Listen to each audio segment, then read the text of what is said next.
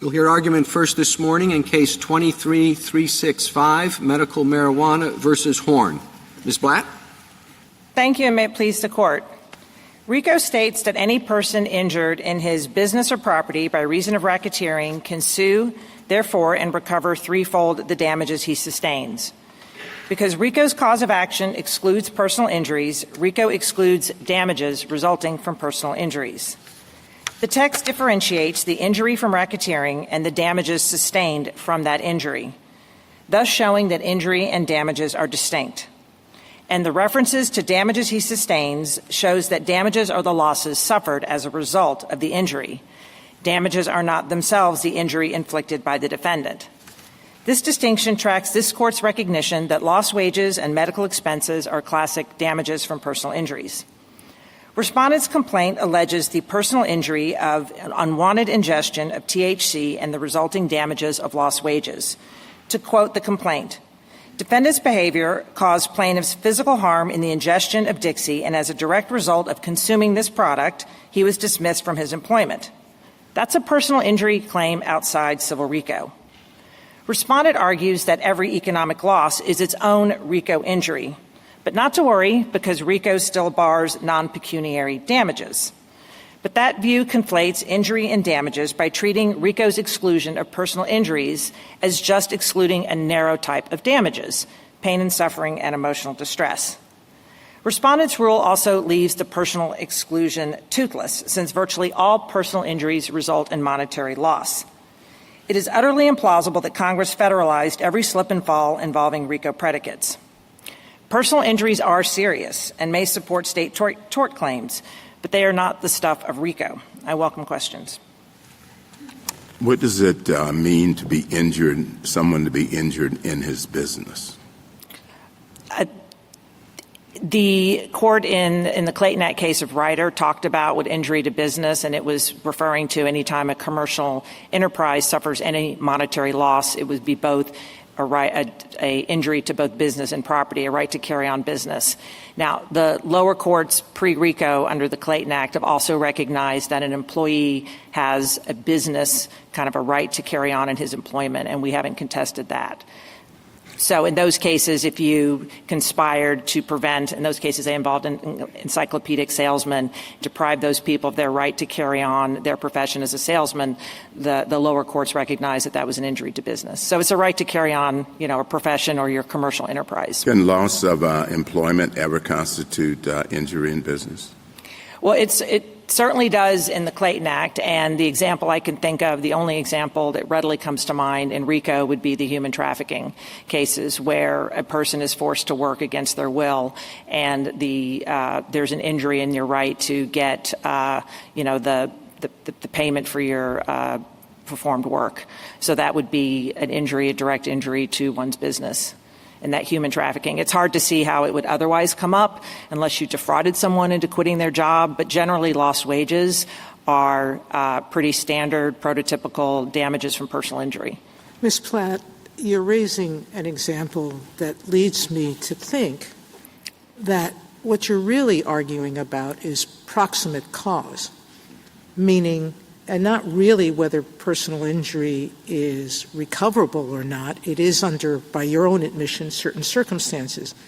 And in your brief, you list a bunch of examples that seem to me quintessential personal injuries, but you related them to the business loss and then said those were recoverable.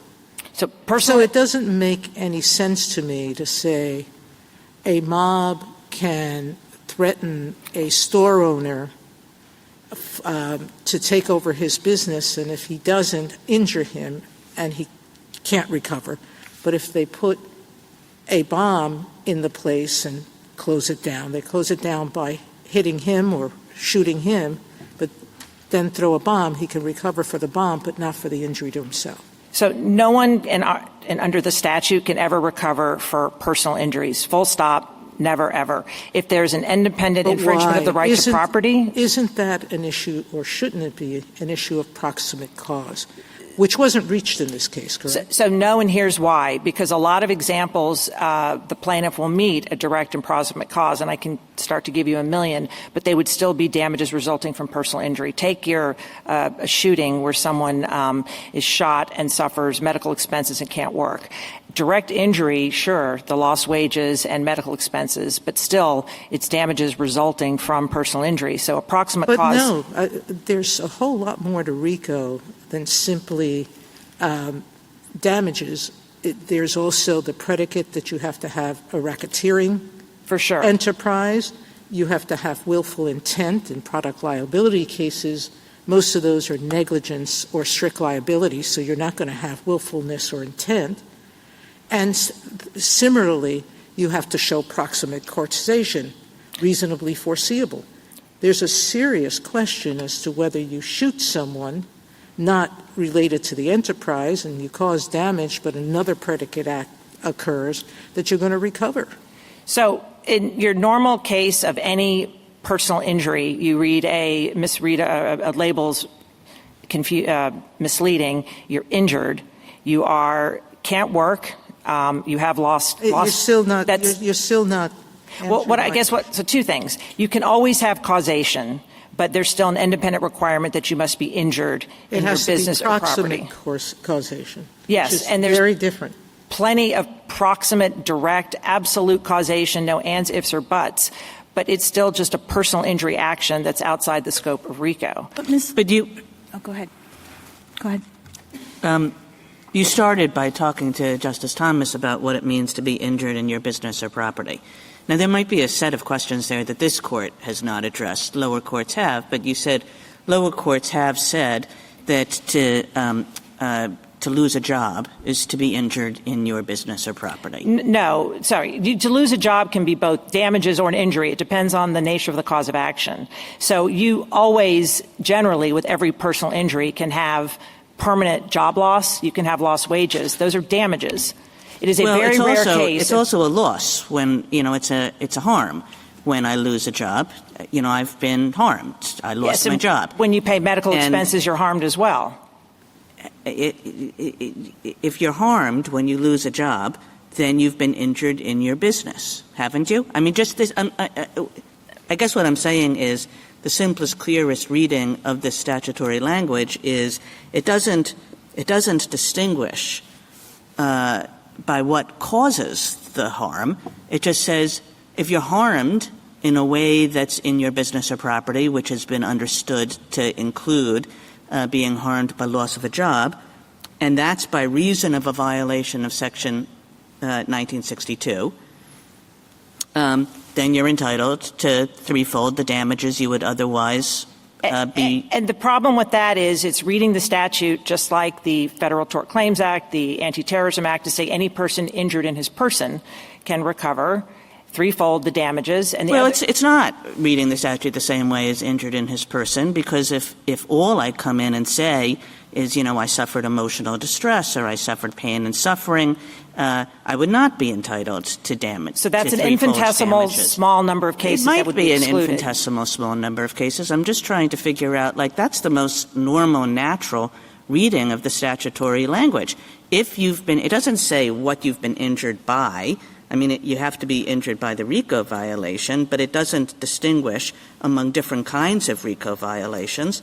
It just says if you've been injured by a RICO violation in your business, right, which includes your employment, then you're entitled to threefold damages. And the only way to give the statute its normal meaning of damages sustained is to distinguish between the injury. If the respondent had hit a tree because he was impaired from THC, that would be a classic personal injury action for lost wages and medical expenses. It sounds like you think maybe the Second Circuit is right. The Second Circuit seemed to think lost wages are always recoverable, but medical expenses never would be because that results from a physical injury.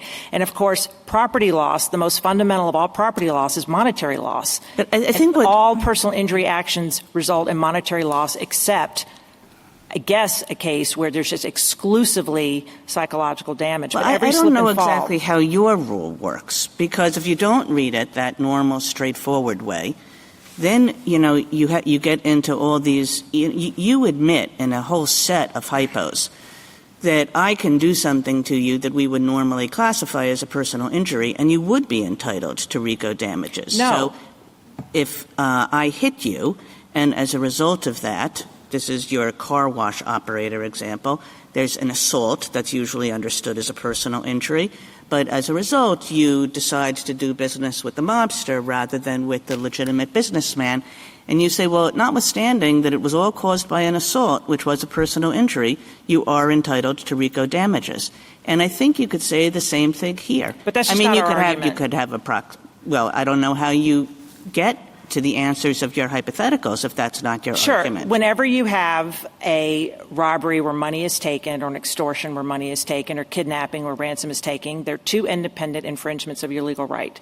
You have a right to not be hit or assaulted or whatever, kidnapped, and you have a right not to have your money taken. And when money is taken, you get your money back under RICO because that's a monetary independent loss. You cannot recover. The money is taken as a result of the assault. The assault happens, and then you say, okay, I better do business with you.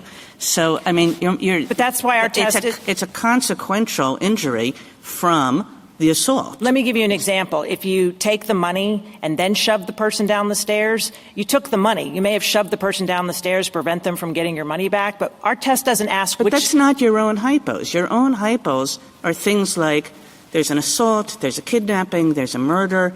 All of those things are personal injuries that don't have any particular economic component. As a result of those things, you lose some business opportunities. And you yourself say you get RICO under that. You get RICO damages under those hypotheticals. So this one looks pretty much like that. No. You can always get RICO damages for independent property violations, and here there is just an allege of a right not to be induced to consume THC. Our position is no different than the Clayton Act. It's the exact same rule. This court in the Truett versus Chrysler Motor Company case said no damages resulting from personal injuries. That is our test. Ms. Black, can I ask you, Ms. Black, can I ask you where you get your definition of legal injury? I mean, are you looking at just kind of general tort principles? I guess I'm having a hard time figuring out exactly how you look at it and define it. Two places. So when it says, this RJR Nabisco and also just the statute, you can sue for a personal injury. That to me conjures up the infringement of a right. And in Western Gecko, when the court talked about an infringement of the patent right, it called it the injury. In Yagazarian, when it talked about what the injury in that case was when trying to decide if there's a domestic injury, it talked about what the racketeering activity directly did to the plaintiff. And so injury as an infringement of a legal right is I think we cite Ballantyne, but that is a standard definition of injury. Where does the legal and the legal right come from? Are you looking kind of at general principles? You're just looking at the nature of the harm? Does it? I think it's just a question of federal law. I mean, so whether you have an injury to person, property, or business, that's a question of federal law that's informed by general tort principles. So you're looking at like the restatement? You could, in the Burt case that dealt with whether something was a personal injury damages on account of personal injury, the court looked at things like adobs and restatements, but it was a federal question on whether the damages resulted from the personal injury. Why and whether there was whether discrimination under Title VII was in fact a personal injury or some other kind of injury. The court looked at a bunch of state law sources, but it was a federal law question. Ms. Blatt, I'm trying to understand the personal injury that you say was alleged or happened in this case.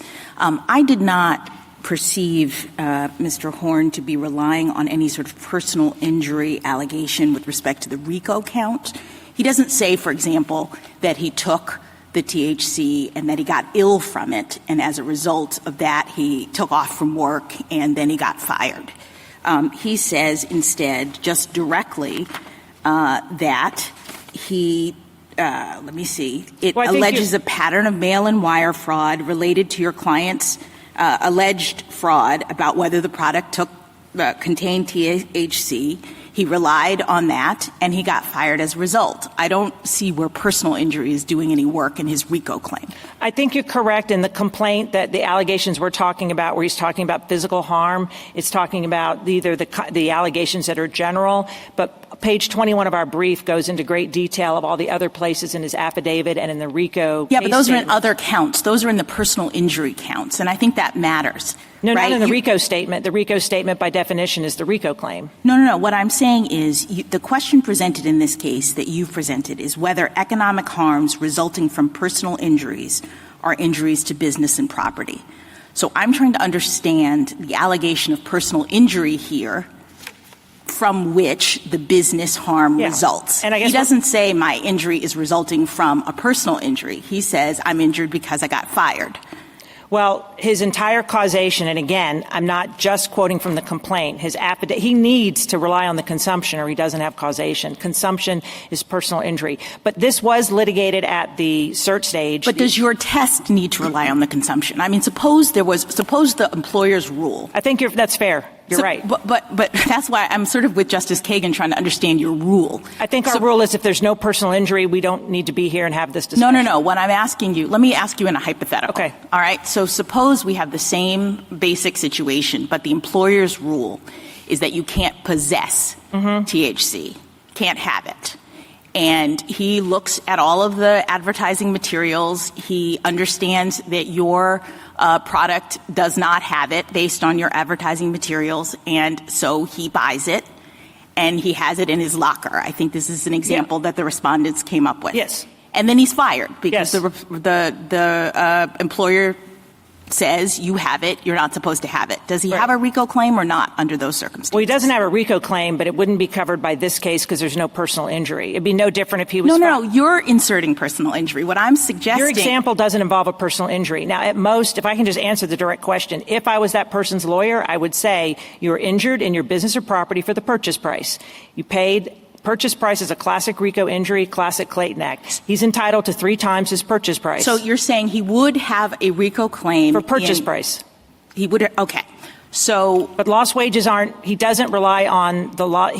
And he would fail any kind of causation test if he tried to say I was fired from the purchase price. He would ultimately fail causation under 3 of your Supreme Court cases that say there has to be a direct relationship between the conduct that was done to the plaintiff and the loss claimed. And there you have the independent actor of the employer. It'd be no different if the employer fired him for being tricked into buying baby powder that, didn't have the requisite. He might have an injury, but he just wouldn't have a RICO claim because there would be lack of causation. And isn't that essentially what's wrong with this case, too, is what Justice Sotomayor was suggesting? There is a definite causation problem in this case. Absolutely. He buys this thing, he ingests this thing, and someone else fired him. A different person fires him. This is not a good RICO claim for that reason, but it has nothing to do with the reason that you're giving. Oh, no. You can win for more than one reason, Justice Kagan. The Second Circuit held that. But you're relying on an intuition that your client should win and Ms. Anand should lose, and that intuition may be a very valid one. But the intuition works because there's no proximate cause. The intuition does not work because he hasn't satisfied the business or property requirement because he has. He's been injured in his person or property and with all due respect, by reason of a RICO violation. With all due respect, every classic slip and fall personal injury case, you could talk about causation clearly, but it would still be the lost wages. You're fired because you either can't work because you're permanently disabled, or your employer fires you because you can no longer see or have an arm. Well, maybe you still lose your job. Maybe there's also an issue. I mean, we haven't decided what this business or property phrase means. Maybe business or property doesn't mean lost wages.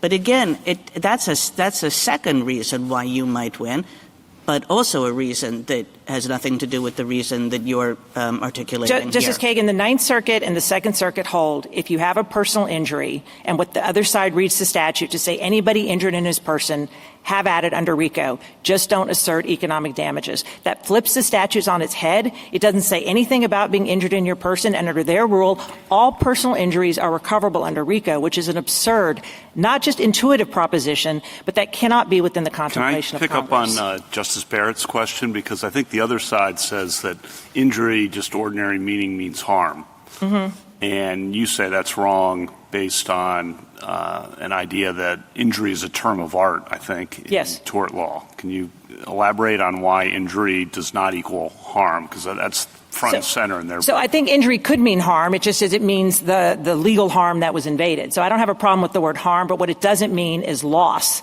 in terms of any damage. And they have no meaning or independent distinction between injury and damages sustained. And I think inherent in that distinction between the injury that you sue over is the type of infringement. And you have to have, look, everyone agrees, at least I think, since you've said it twice under Clayton Act and RICO, that the cause of action excludes personal injuries. So what does that mean? We think it means what it says. It excludes personal injuries, so that means the damages from personal injuries. They say, no, it includes personal injuries, and it includes all damages from personal injuries. But why is this a damage from personal injury? That's the part I don't understand. He's not claiming that he got ill because of the product. He's not saying he was personally injured. He didn't even know that he had ingested THC until the testing and the firing. Isn't that where his injury comes in? I think, this was what the other side briefed to the Second Circuit, and the Second Circuit didn't decide it. But if I ate poppy seed bagels and failed a drug test, it's a personal injury. If I took a medicine like doxycycline, which is an antibiotic, and I can't be out in the sun and I lose my job as a lifeguard, it's a personal injury claim. Why are you saying that? You're just saying that. I'm asking you, why am I saying it? There are personal injury claims that derive from a person being harmed by the ingestion of the product, right? They're bodily, physically harmed because they have taken this thing. I don't read this claim to be that kind of injury. He's not saying that the product itself injured him in any way. I think it is inconsistent with all of tort law to say a bodily invasion is not a personal injury just because you didn't have to go to the hospital or cough. He voluntarily took the product. He was not invaded. We all take products that can be mislabeled. We take them and we either get sick or we don't. But we all take products and we claim, but the label told me I wasn't going to have a side effect. And I had the side effect. Ms. Blatt, if I might ask you a different question. You rely heavily on the Clayton Act and the similar language there. I went and looked at the Arita Hovenkamp, what they have to say about this. Oh, dear. I know. Yeah. Okay. Oh, dear is right. They say, Ryder thus made plain that the business or property requirement is virtually always satisfied, provided there's some kind of injury that can properly be characterized as economic. Yeah, that's not right. I would go. So you just disagree with? Oh, yeah, no, that's definitely wrong. Okay. Absolutely. Okay. That's all I need to know. Yeah, no, wrong. And Ryder, I think, says anytime a commercial enterprise suffers any monetary loss, it's going to be a business or injury. But let's look. There are Clayton Act cases after Clayton. Any conspiracy to affect drug prices that resulted in personal injury would mean treble damages under Clayton Act. That would be a sea change in Clayton Act if you had personal injury recovery for price fixing. So even Homer nods, the great Arita and Hovenkamp treat us wrong. No, absolutely. Okay. No, absolutely. Because you would that would be, like I said, a sea change under Clayton Act. It might be a boondoggle for plaintiffs' lawyers, but I think it would freak everyone else out.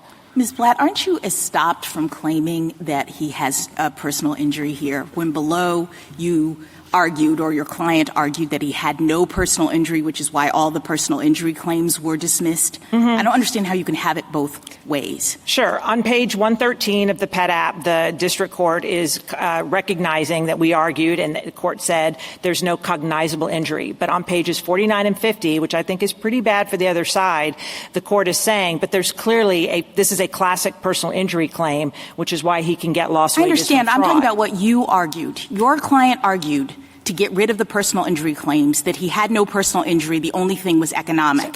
And so now that he's left with the economic, you say, no, there is a personal injury and he can't get damages for that. Sorry, on pages 49 and 50, it goes through how we, the defendants, are arguing this is a personal injury claim. So we did argue it was a personal injury claim. We claimed what we're talking about before, there's no cognizable personal injury. It's like saying emotional damage. It doesn't count because it didn't manifest itself in physical. So I don't think we're stopped. If you want to let that, I guess, reverse, you'd have to reverse the rule and then decide if we're stopped. But I'm not sure how that would work out if that's what you thought. Do you want to respond to their invocation of the liberal construction canon? Yes, a couple of responses. I mean, liberal construction in light of its remedial purposes. But the one thing all 9 of you should agree on, its remedial purposes did not extend to personal injuries. You've already said that twice, in the Clayton Act and in RJR Nabisco. It doesn't extend to remediate personal injury. Second of all, I think it's a tiebreaker.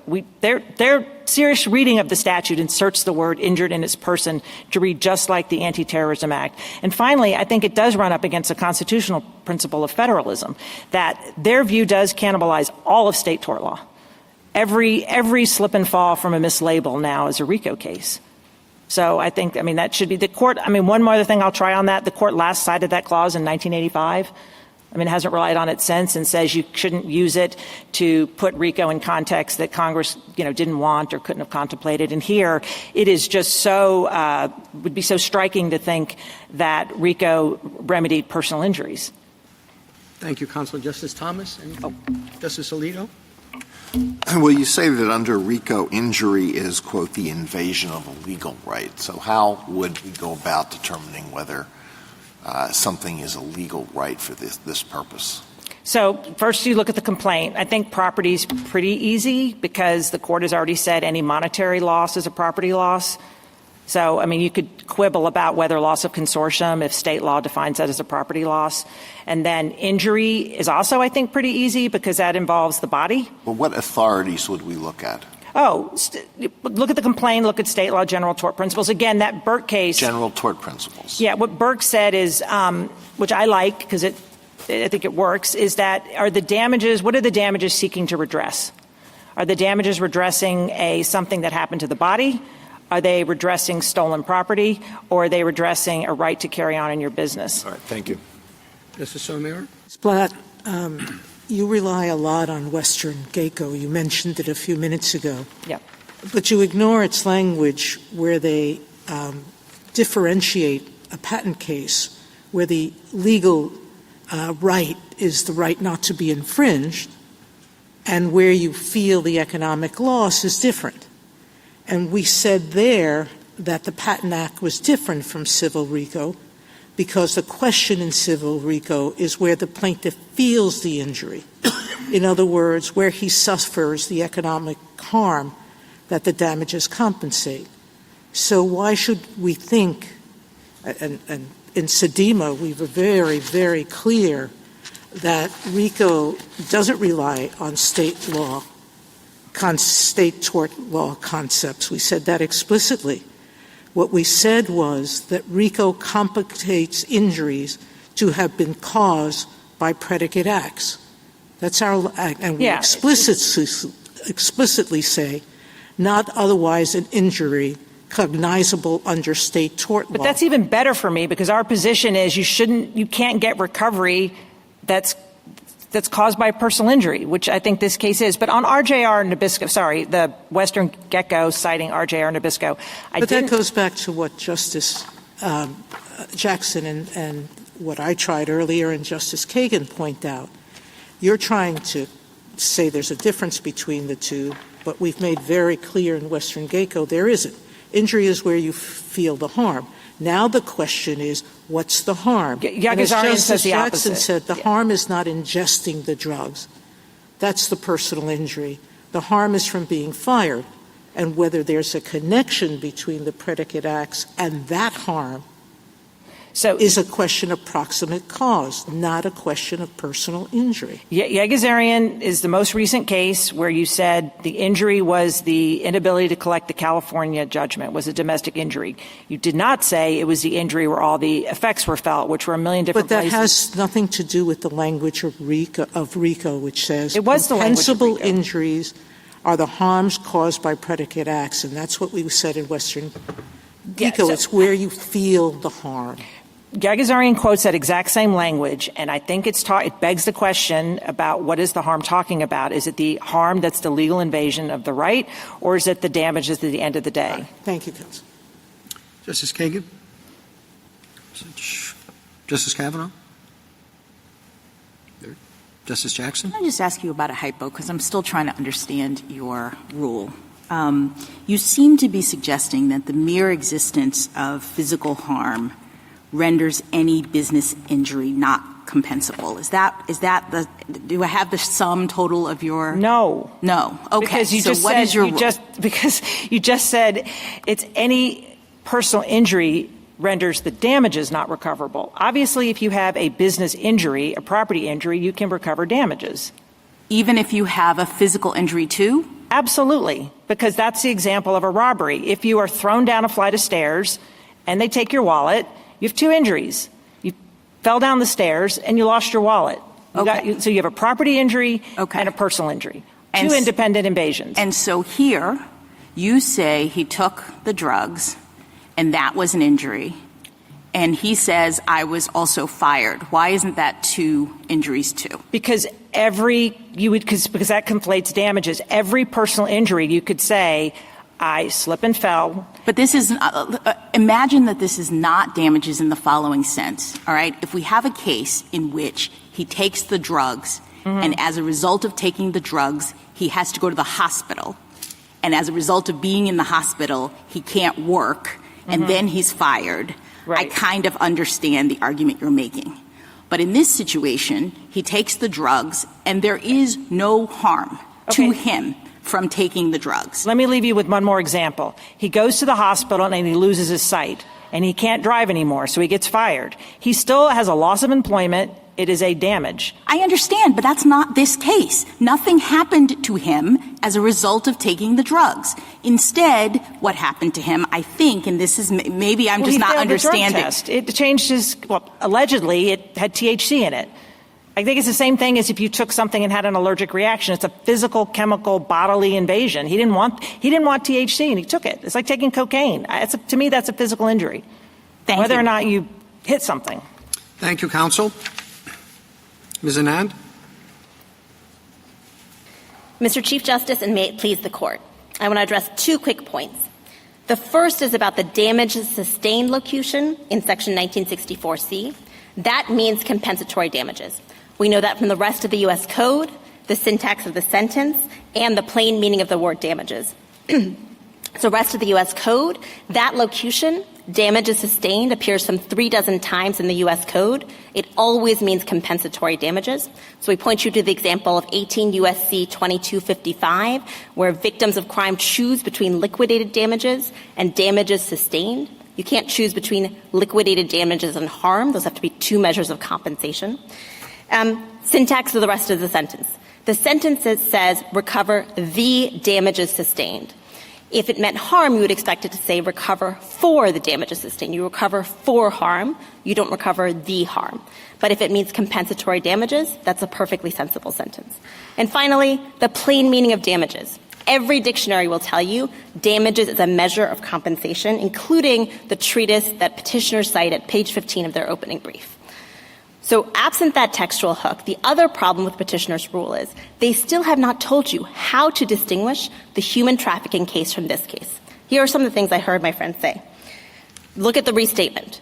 Well, we think the relevant restatement principle is Section 525, the fraudulent misrepresentation tort. That's the only state law tort that survived to trial, right? It's not a products liability claim. It's an economic tort, fraudulent misrepresentation. She said, look to a legal right. Well, Sedema tells us that the legal right protected by RICO is the right not to be harmed by reason of the predicate acts. She said, look at whether money was taken.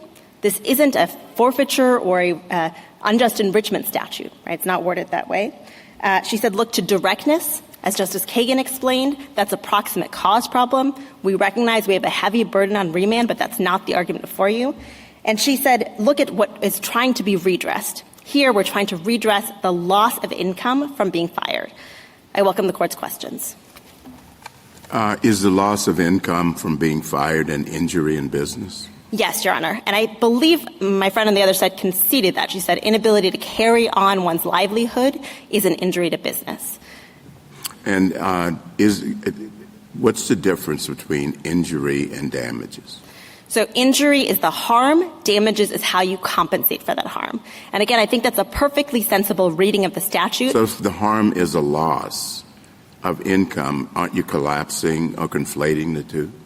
So it's true that we use the term lost wages as shorthand for both. But in one case, you are losing your source of income. lost wages is the measure of compensation you need to make yourself whole.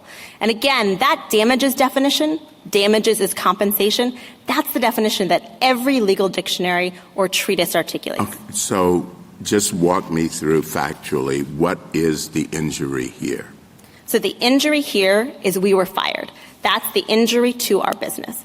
Now, as a measure of compensation for that, the damages we claim are an amount equal to the salary we would have made and the other economic benefits that we would have gotten had we remained employed. But medical marijuana did not fire you. So again, Your Honor, we accept that on remand we will have to meet the kind of heavy factual burden of showing proximate cause, but that's the home for the problem Your Honor is articulating. How direct is the link between the predicate acts and what happened here? And in this case, our argument is we acted in reasonable reliance on medical marijuana's misrepresentations. That's a classic, right? Restatement 525, the pecuniary loss occasioned as a result of relying on a fraudulent misrepresentation is usually actionable.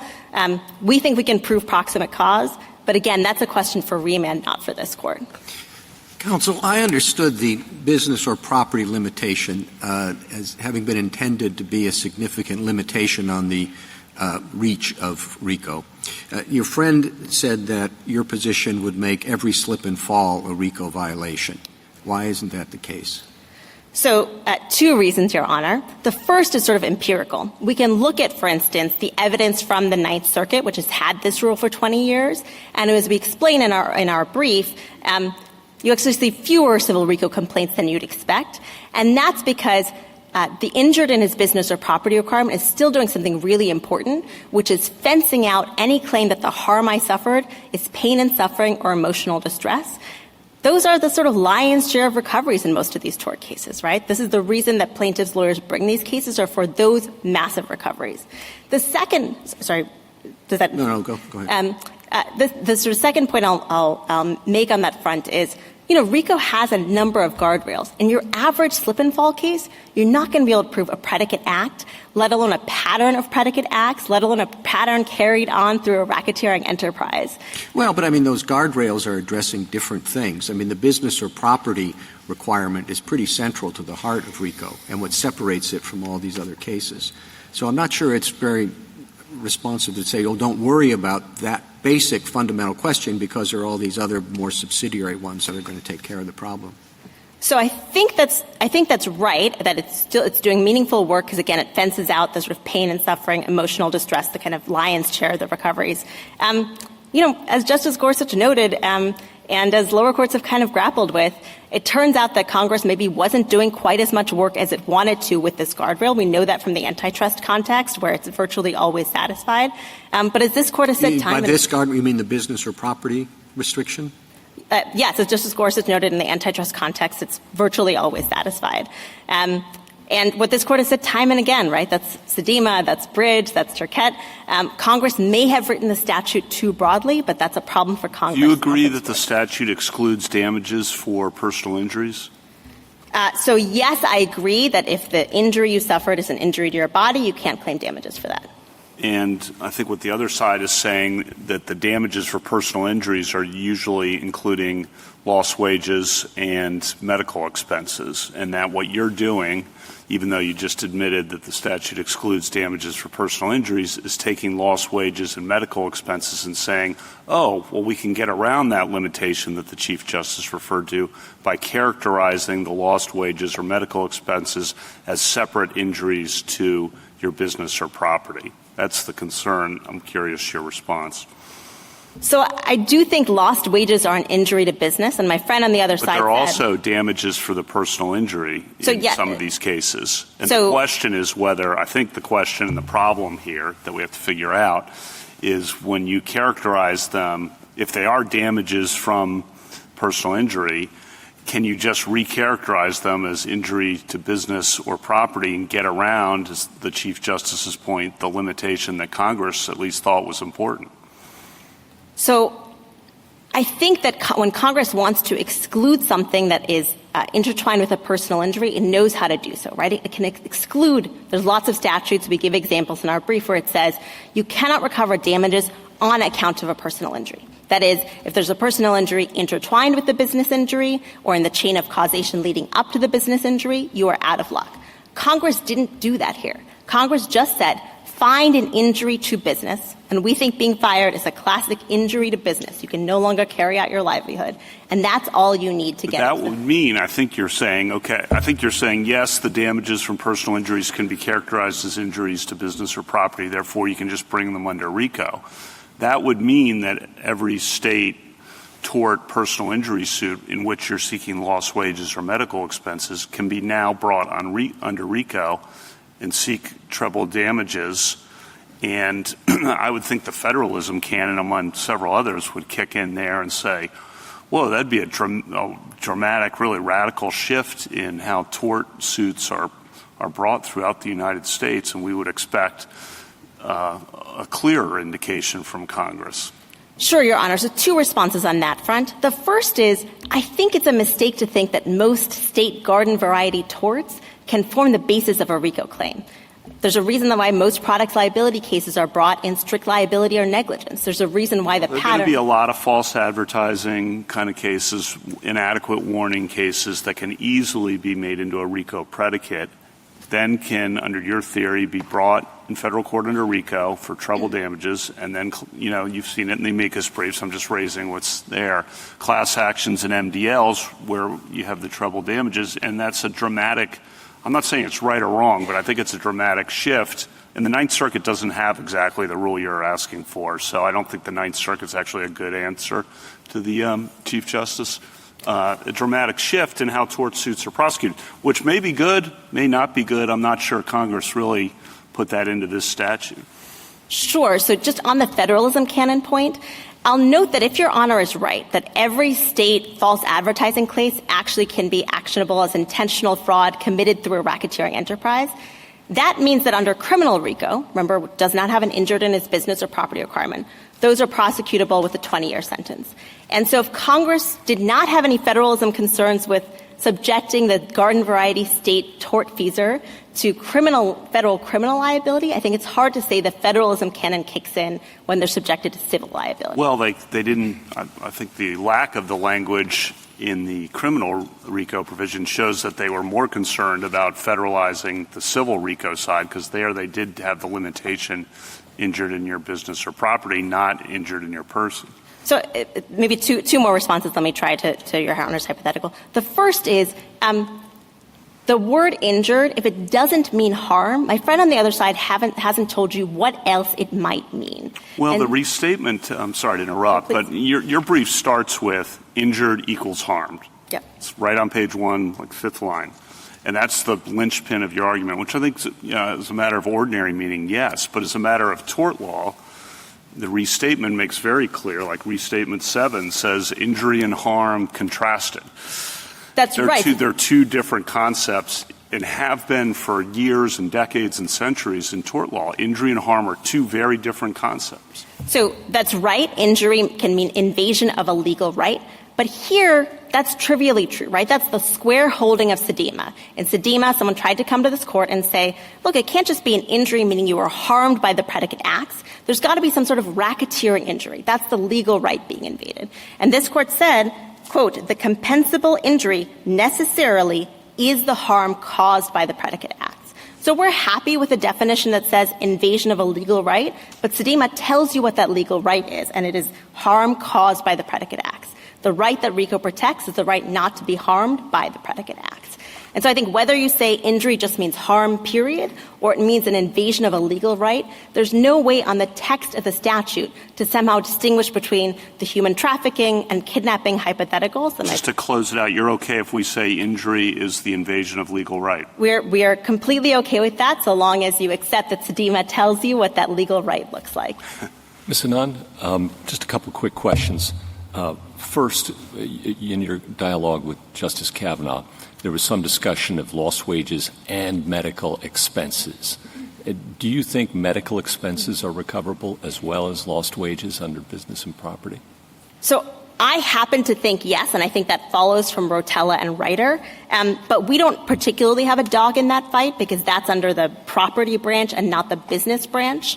So I'm happy to explain why I think the answer is yes. Ryder seems to say... Briefly, but it seems to me you're telling me we don't need to decide that question in this case is your top-line answer. Top-line answer is you don't need to decide that question. The way you know that is the Second Circuit, Pet App 18A, Judge Moore's dissent in Jackson. All these jurists who have accepted our rule have reserved the question of medical expenses. Okay, it's just a separate question. And would you encourage us to do so here? No, I would not encourage you to do so. You'd encourage us to decide it, of course. Okay. So briefly, give me your best shot at it.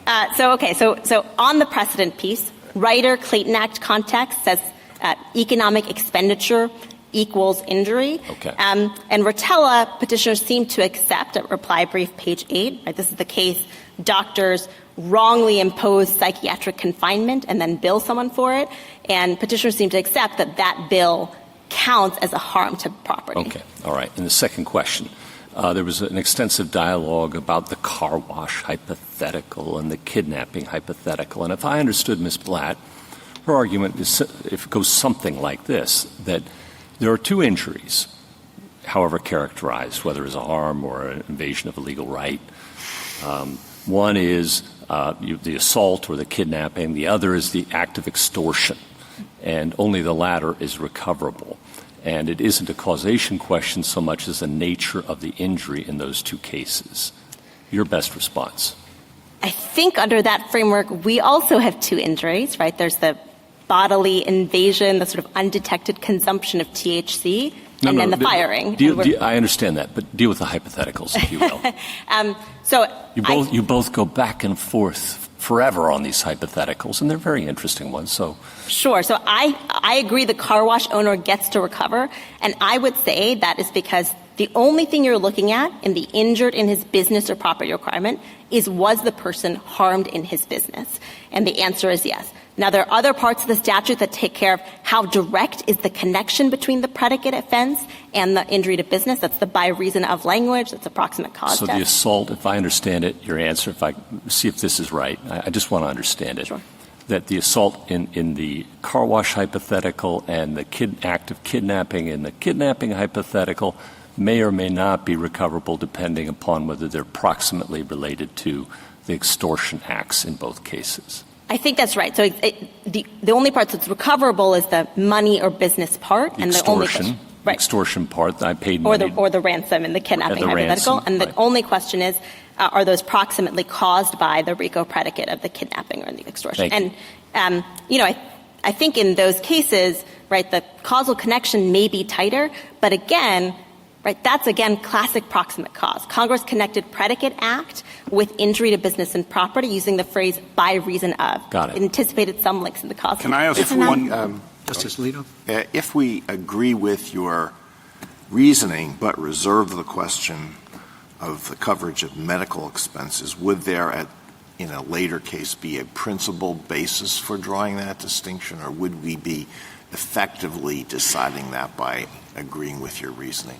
So again, I think the answer is that those count, but I can tell you what lower courts have sort of said to distinguish those. There's been kind of two explanations. One is that Ryder's all money counts as property definition doesn't map on cleanly to civil RICO. And the other is that there's sort of a common law principle that mitigation measures don't count. And so if you're trying to mitigate your pain and suffering through medical expenses, that wouldn't count. Now, again, we have no dog in that fight. I don't know whether those are right or wrong. And again, I think Rotella kind of already crosses that bridge, but I think you can reserve the question here. One other question. There's been talk about proximate cause. I assume you believe on remand you can show that the injury here, the lost wages, were proximately caused. Could you explain why? Sure, Your Honor. So I think the two best points for us, the first is how the restatement provision talks about fraudulent misrepresentation. And it says, any pecuniary loss occasioned by reasonable reliance on the misrepresentation is usually recoverable. And so we think here that's exactly what happened. In reasonable reliance on petitioner's misrepresentation, we took this drug, the foreseeable consequences that we got fired. The second is a sort of factual point. Remember, it's not just about general misrepresentations on YouTube and on the website. Ms. Harp-Horn called customer service, says, I'm a trucker. Can you promise me this doesn't have THC? And they say yes. Now, again, we know we're going to have a heavy burden on remand. This Court's cases have said that proximate cause is not just the common law concept, but you layer on top of that specific civil RICO directness requirements. Is this a jury question? The question of proximate cause. We think there are factual issues embedded in the proximate cause question. What percentage but again, apologies. What percentage of RICO cases go to trial? I don't know the answer to that off the top of my head, Justice Alito. I will say that on this point, petitioners' proximate cause arguments at summary judgment related primarily to Ms. Harp-Horn and not to Mr. Horn. So in other words, had they made the argument that Justice Kagan articulated, we don't know how the district court would have ruled. They did not make that argument. Ms. Anand, it seems to me, and I just would like to get your take on this, that medical marijuana has litigated this case differently than it was framed below and differently than the circuits that are on its side of the split. In this definition of injury, the Second Circuit said, well, if personal injury is the derivative of the property damage, it doesn't count. As you said, and as Justice Kagan said when she was going back and forth with Ms. Blatt, proximate cause seems a natural home for this. What do you think? Can you point to developed ideas in the courts of appeals about how to define this injury, this idea of looking to a federal definition of it, looking to restatements? In your view, are there circuits that are actually doing that? So I don't think so, Your Honor, and I think you can see that in the question presented, which asks when economic harm results from a personal injury, is it actionable, right? So the question presented seems to contemplate this sort of chain of causation test, which, as we're sort of talking about, I think proximate cause and not some sort of per se rule about what the links are, should count. I don't see that there's a body of case law doing something different in the lower courts. So in your view, medical marijuana's theory of the case is kind of novel? I think medical marijuana's theory of the case is novel, although I guess I would say again, I'm not sure I understand it. That is, I'm not sure I understand where they're asking you to look to find the legal right. It's not civil RICO, because Sedema tells us we can't do that. I don't think it's state tort law, because it would be a little bit strange to have a list of predicates that includes trafficking in nuclear weapons and counterfeit phonograph records and say, look at the restatement. And if you look at the restatement in this case, the only state tort law claim that's still live in our case, fraudulent misrepresentation, looks economic and not personal. So I'm not positive what their test is, but I agree that it's not something that we've seen in the lower courts. I share your confusion.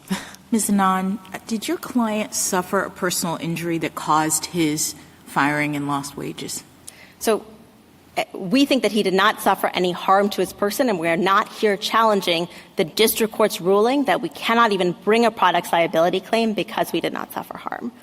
Does that answer your question? So, in other words, I think so. I guess I'm still struggling with the question presented in this case, which assumes that sort of connection, that there's a personal injury from which economic damages result.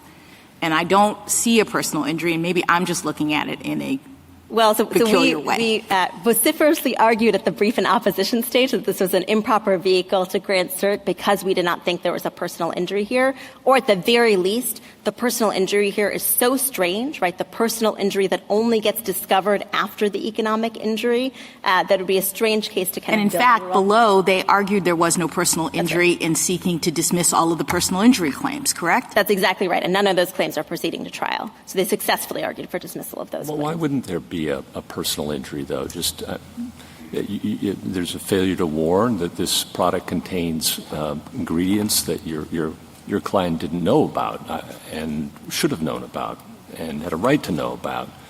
I would have thought that would have been kind of a classic personal injury. So two responses, Your Honor. The first is, perhaps that's what you argued below. I don't know. That is what. So I was going to say the strange thing about how this case comes to you, right? Is no, I understand, but that was your theory below. That was our theory below, that we should be able to bring a state law products liability claim. Opposing counsel said, no, you can't. District court sided with them. Got it. Thank you. I suppose the only other thing I'll say is kind of going back to the hypothetical earlier. We just don't think that ingestion is particularly critical to our case. In other words, we would bring exactly the same case. We'd allege exactly the same predicate acts, the same measure of compensation, the same sort of theory of harm if the medical marijuana's product had been found in a locker and we'd been fired as a result. Thank you, counsel.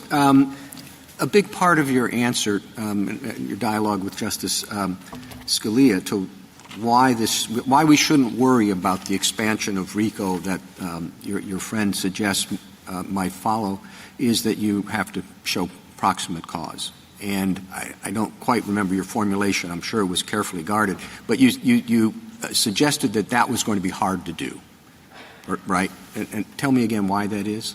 So I said we would have a heavy factual burden to carry on remand. That sounds hard. But I think that if we can prove that, in fact, there was reasonable reliance on this misrepresentation, and more specifically that Ms. Harp-Horn called customer service, said, I'm a trucker, you promised me this doesn't have 0% THC, I think that satisfies proximate cause, even under this court's more restrictive test. But we accept we're going to have to prove those things up. Well, what's so hard about that? In other words, if you're concerned about the reach of your argument and your answer is, don't worry, we have to show proximate cause, that seemed like a pretty normal proximate cause argument. So apologies. My answer isn't just proximate cause. It's also you have to show RICO predicates, right? Most products liability are fraud, strict liability, fraud. Right? Right. But again, that's intentional, and there's a reason why most people bring products liability claims under strict liability or negligence. You're also going to have to prove a pattern, right? Continuity and relatedness. You're going to prove the enterprise requirement. And I think most importantly, again, the mine run of cases, the big chunk of recovery is pain and suffering or economic distress. And you cannot get those under civil RICO, right? Those are not injuries to business or property. And I think again, you're talking about these other guardrails, not to worry about the fact that you're diluting the business or property requirement. So I guess I disagree that we're diluting the business or property requirement. We think that lost employment is a classic business injury. Now, the relationship between the lost employment and the predicate acts, Congress put by reason of in there. It didn't put a more stringent test. It didn't say, in the course of the predicate act, you have to injure business or property. It didn't have a motive or a targeting requirement. And we think that the plain import of that, as this court has held in Holmes and from there on, is you have a predicate act, you have a loss of livelihood, and the work to do is to connect those as with the proximate cause requirement. Thank you. Justice Thomas? Justice Alito? Well, just out of curiosity, why do you think you're going to face a heavy burden on remand to show foreseeability?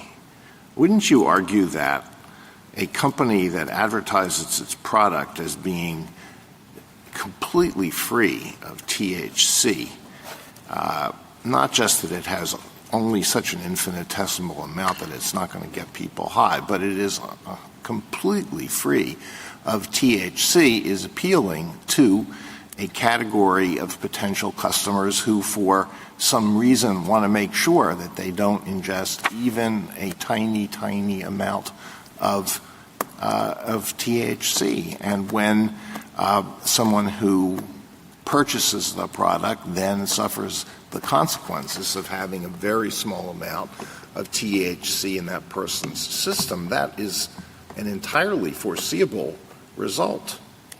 So I agree, Justice Alito. I was just responding to Justice Kagan's point that in many cases, the intervening act of a third party does cut off the chain of custody. Yeah, I know. You're trying to tell us that the proximate, among other things, you have other arguments, but the proximate cause requirement is going to do some of the work that some of us might fear will be needed if we agree with your interpretation of injury to business or property. I get it, but I'm not sure why your case is a good example of that. Sure, I think that's right. I was responding only to Justice Kagan's concern about the third-party actor, but we agree. We think we're going to meet the proximate cause test. I just want to say, so my bottom line position here is defendants have come to this court for decades and said the sky is going to fall if you interpret RICO the way its text literally says it should be interpreted.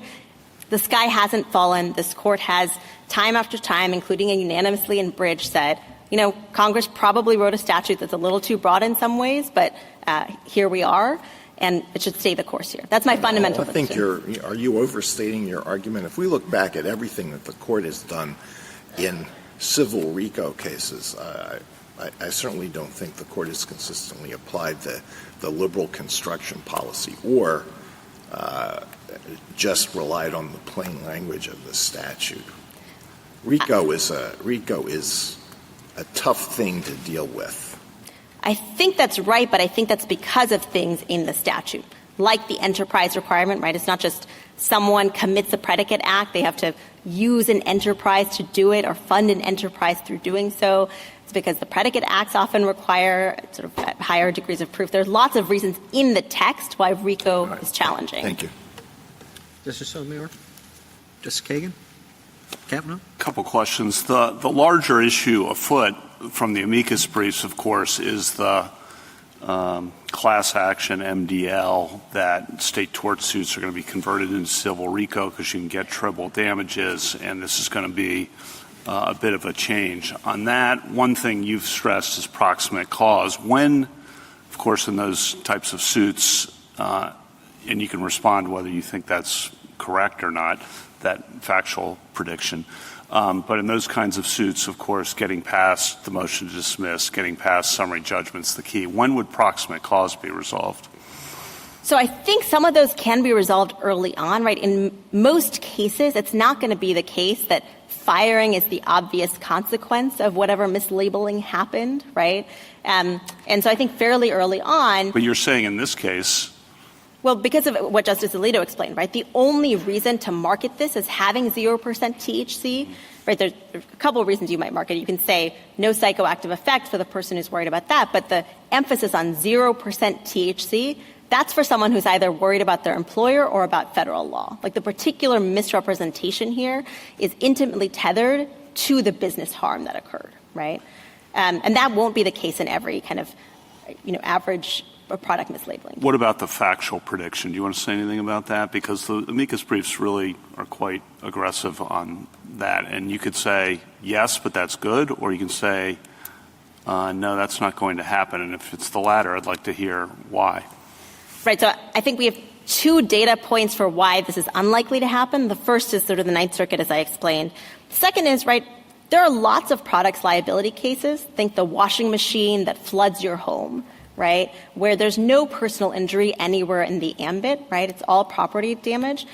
You see those cases, you see lots of those cases in state court. You don't see them being brought as civil RICO. That's not because of petitioner's rule. Petitioner's rule has nothing to do with the oven that burns the house or the washing machine that floods the basement. That's all the other aspects of RICO are keeping that case out. So I think, those are the two data points I can give you. And just the other thing I would say is I do think that the other guardrails do some work in fencing out those cases. I think that's why you don't see those cases being brought. And again, as a kind of incentive matter, ruling out all pain and suffering and emotional distress means that you've said that umpteen times, and I understand why you've said it, but lost wages and medical expenses are a huge part of personal injury tort suits. The damages. I think that's right. My friend on the other side and I disagree on exactly what fraction, but the Chamber of Commerce study that we cite in our brief says the lion's share of the recovery are these sort of non-pecuniary intangible harms. And I think that's correct, right? Medical expenses, you may see insurance companies bringing these suits, although I think under petitioner's theory, insurance companies can still sue for medical expenses, is I think what they told you in the brief. But in the sort of average case, the big incentives, I think that's why you're not seeing. I don't know the reason you're not seeing these cases in the Ninth Circuit or in the products liability that don't result in bodily injury context, but you're not. And I think that should give you some solace.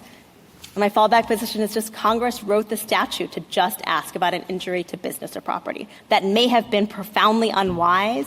It may have been profoundly unwise to use mail and wire fraud as predicate offenses. The federalism canon doesn't kick in at all, you said. I just want to make sure I had that answer nailed down. I don't think the federalism canon kicks in because petitioners have not been able to give you any definition that's tenable on the plain text of the statute, which is where the canon would kick in as a tiebreak, if at all. Thank you. Justice Barrett? No. Justice Jackson?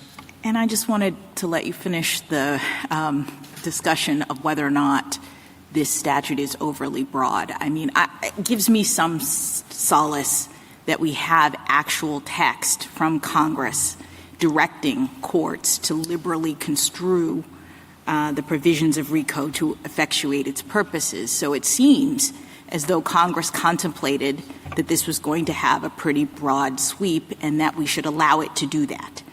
I think that's right. It's very rare Congress writes a liberal construction canon into the text of the statute.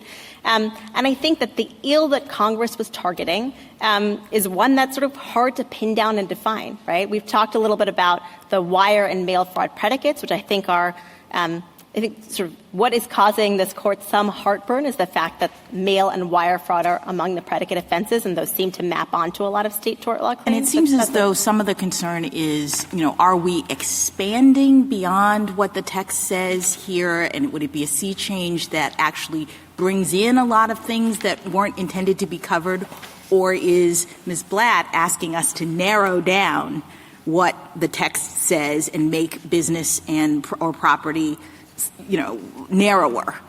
I kind of see it as the latter, but can you just speak to that as a final word here? So I agree it would be the latter.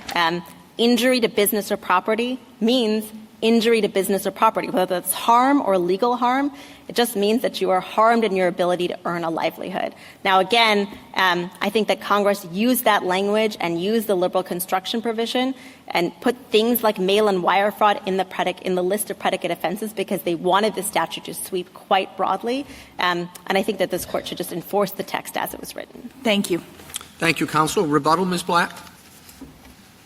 Thank you, and may it please the court. Let's just start with the text. I don't think there's a response to the fact that the other side is reading this as any person injured in his person, business or property, can recover 3 times the economic damages. So they're adding the word injury, a personal injury, to the injury requirement, and they're adding the economic restriction to the damages. It completely flips the statute on its head, and this is the way the Clayton Act has been read since eternity, that personal injuries are not recoverable. On the consequences, we cite, I think on page 27, this case, Huff. It involves a boxer. And that's a case where the district court just ignored the Ninth Circuit. And that's why there's not consequences, is because district courts aren't crazy. And when they see a personal injury action, they're just not citing Diaz, and they're preventing personal injury cases from going forward. The Ninth Circuit also has some language that says lost wages may not be recoverable, so it's a little bit quirky. In terms of the lion's share, that mega study is just dealing with gargantuan mega hits. It doesn't matter if pain and suffering is 60% or 20%. 99.99999% of all personal injury cases come in under their rule. All they're doing is excluding a narrow type of damages. So any personal injury comes in as long as there's an economic damage. In terms of proximate cause, we think there is no proximate cause, but that's not the problem. You have a case before you that it will be a legal rule. Well, there is proximate cause in all personal injury actions resulting in medical expenses and lost wages. There's direct cause. You don't even need proximate cause. It's but, proximate, direct, what have you. Yet only our rule will exclude it. There will be proximate cause when you have a slip and fall and lose your job. Either lose wages or you can't work because you lose your ability to use your hands or eyesight. In terms of the other thing about, RICO's a big deal. On 107, 108, and 76, 77A, 2 sales with the RICO Predicate Act and 3 ads. That's what it took to state a mail and wire fraud. 2 sales in a 10-year period. That is not that complicated. Justice Barrett, in terms of the shifting position, I do think we came up with Western Gecko at the merit stage, but both the 6th, 7th, and the 11th Circuit do talk about damages and recovery for personal injury. So I think we refined it here, but we certainly got it from those cases. The district court itself held this is a personal injury action and there's lost wages damages. The other thing I will say is we took your language from that Chrysler Motor case that said damages resulting from personal injury. So we stole it straight from your language because we figured we can't go wrong if we just stick with the Clayton Act rule. In terms of medical expenses, I'm sorry. I don't see how you can carve out medical expenses. That's the biggest loss of property. To say that what the court below did, it just said, well, personal injury damages would be excluded, but lost wages will be recoverable because that's an injury to business. Well, all lost wages could be categorized as injury to business when they're just damages. To be sure, you can have a lost property damage or a lost property injury. You can have damages or injury to both. It just depends on what the nature of the cause of action is. And I think that's it. Thank you, counsel. The case is submitted.